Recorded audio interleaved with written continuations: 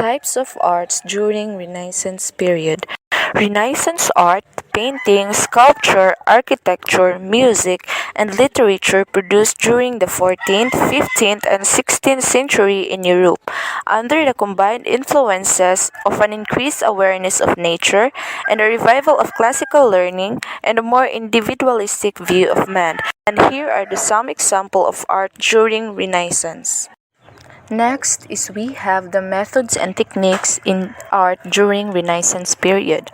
The most important techniques that were established during the Renaissance were sfumato, chiaroscuro, perspective, foreshortening, and proportion.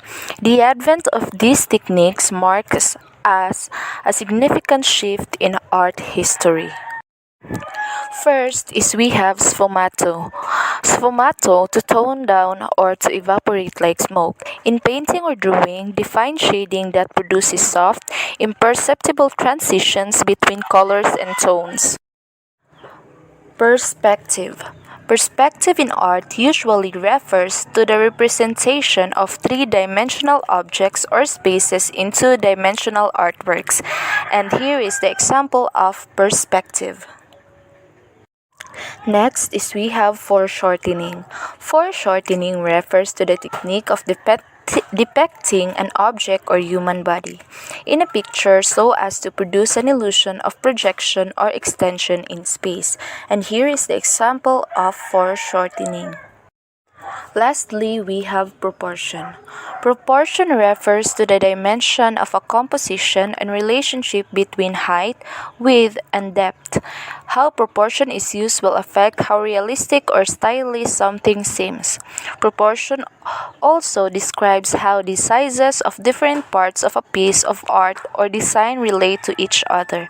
And here is the example of proportion.